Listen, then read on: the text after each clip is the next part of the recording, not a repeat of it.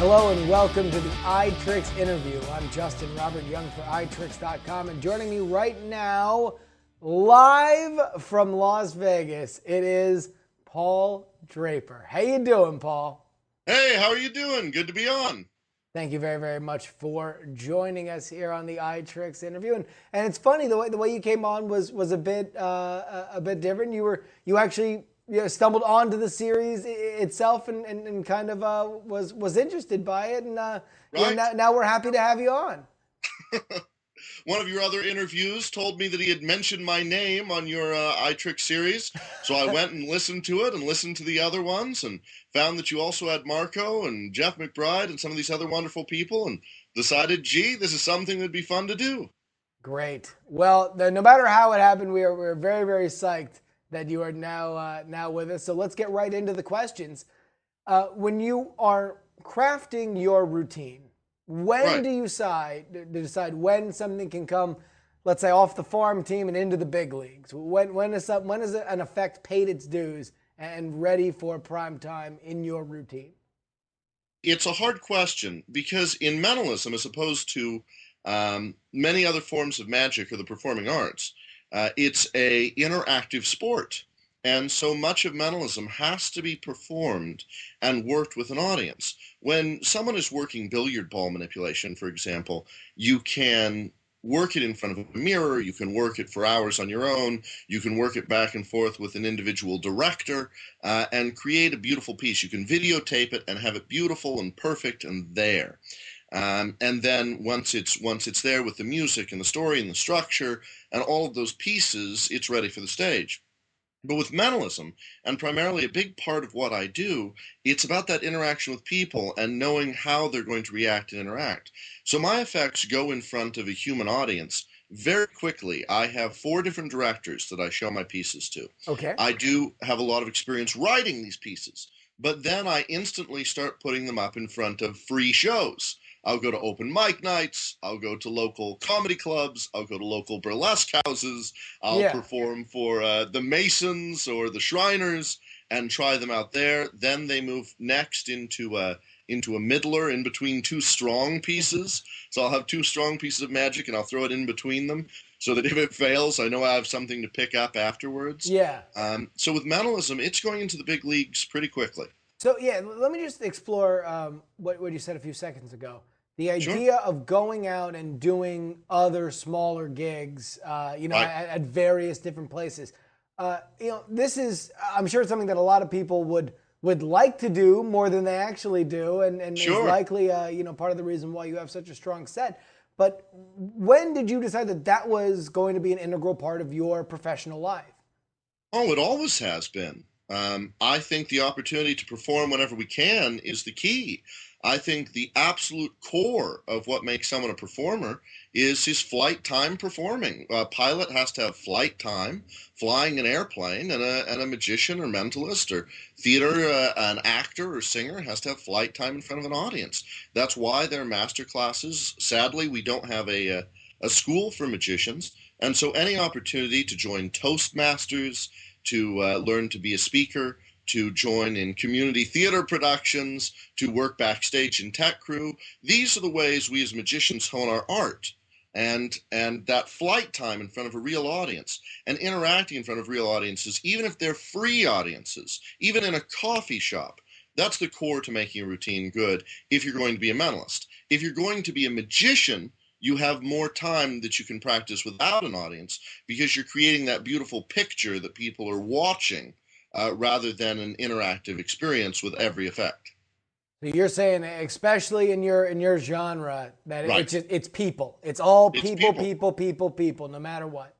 Because I can sit around and tape up my eyes in my living room and try and figure out what objects I'm holding, but I'm pretty good at that. Yeah, yeah, certainly so.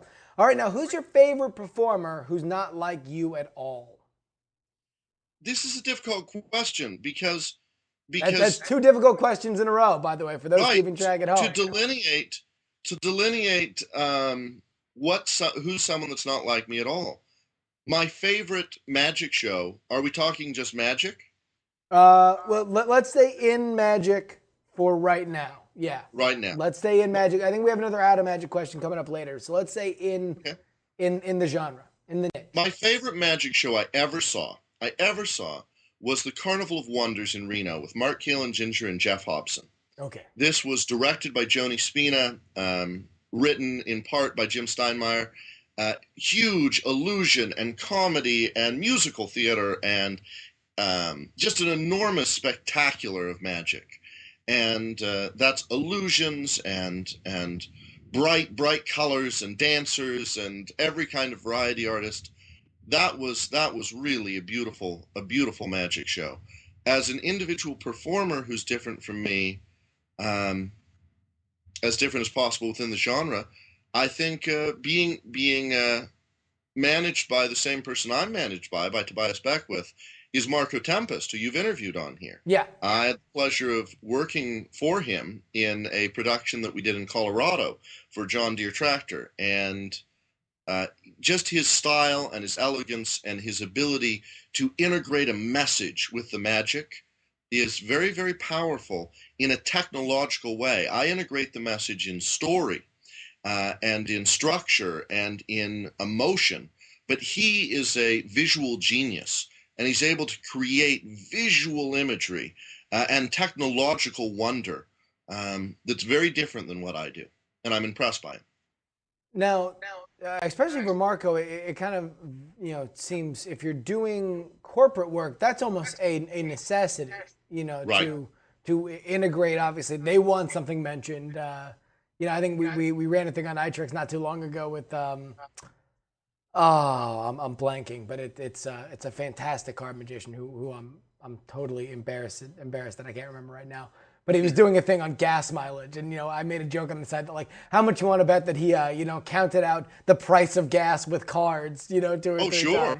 times. And but like that it's like you mentioned, it is a skill that not a lot of people have. There's a reason why the guys who get these corporate gigs get them, and can you speak about like where that comes from, where like what kind of what aspect of your performance you have to tweak, or your creative mind to integrate something that might not be natural to your show into it?